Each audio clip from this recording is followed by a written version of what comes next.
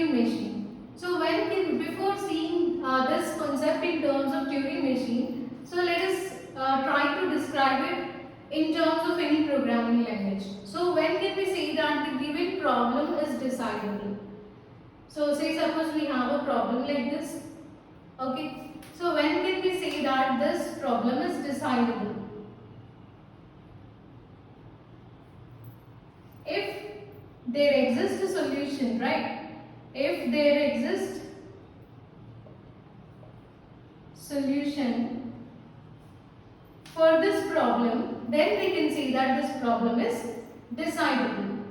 So, say suppose if I ask you to write a program to find prime numbers between 0 and 100. Okay, can we write a program for finding prime numbers or even numbers or anything between 0 and 100? Yes, of course, we can write this, right? Yes, we can write a program. So, we can consider this as a decidable problem. Fine. So, now we'll see in terms of Turing machine. So, in terms of Turing machine, a given language or a given problem is said to be decidable if there exists a Turing machine or if the given language is recursive language. So when can we say that the given language is decidable in terms of Turing machine? If the language is a recursive language. When can we say that this language is recursive language or not? So if there exists a Turing machine, if there is a Turing machine which produces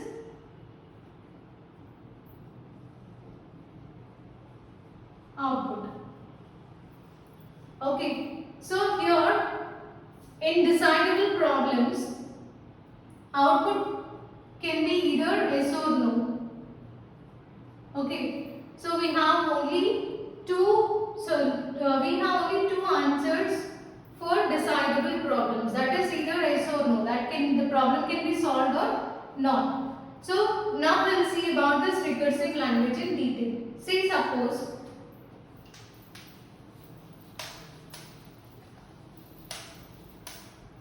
okay, so let us take Turing machine like this. What I said here, there is a Turing machine which produces output. So output can be either accept or reject. How it will produce that output? So Turing machine first it will receive input. So that is nothing but string. So let us take language like this.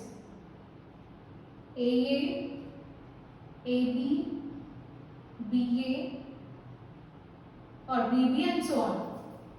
So if I provide any string which is present in this language as input to the Turing machine, so if the string belongs to the language, say if I take A is a part of this language, if I provide that as input to Turing machine, then it will accept. Okay, it will accept and halt.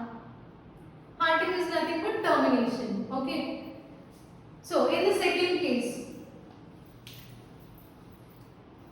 so we have a Turing machine. For example, if we provide a string which does not belong to this language, okay, say BA. BA is not a part of this language. So if we provide that as input to Turing machine, then it will reject. Okay, so that is the concept in recursive language. Any language is said to be recursive language if there exists a Turing machine which will accept the strings which belongs to the language and it will reject the string if that string is not a part of language. In the second case also, it will reject and halt. Clear, right?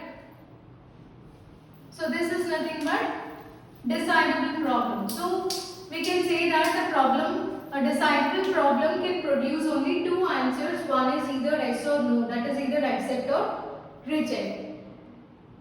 So that is about decidability. Now we'll see undecidability.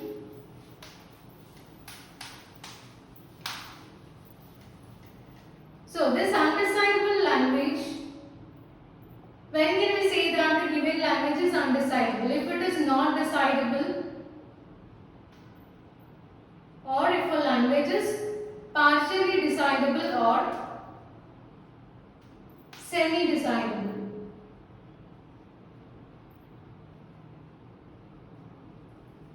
Okay, so when can we say that the given language is partially decidable? If it is a recursively enumerable language.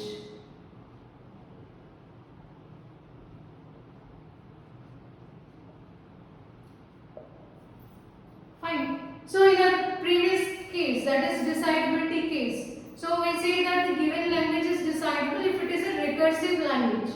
In undecidable, we say that the given language is undecidable or partially decidable if it is a recursively enumerable language. So what is the difference between these two? So let us again see in terms of notation. So we have Turing machine. Again I am going to provide strings. String which belong to language and string which does not belong to language.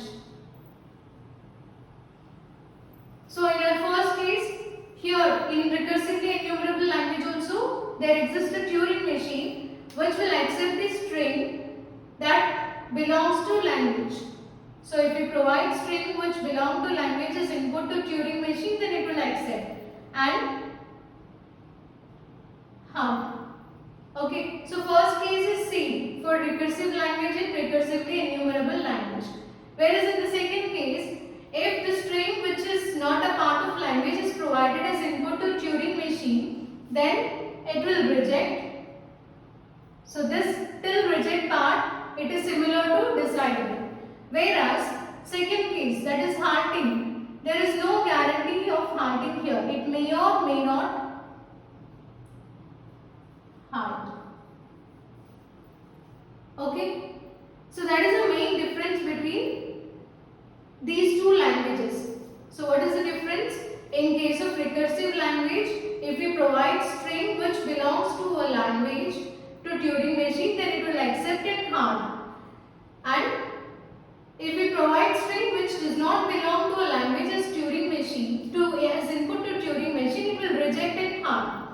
Okay, halting is common.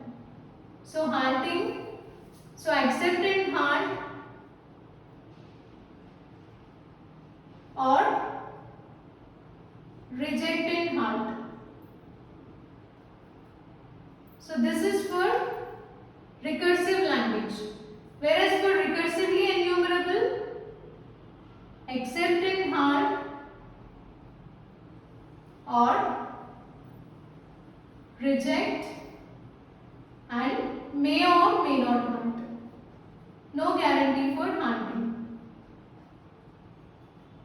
So this is in case of recursively enumerable language.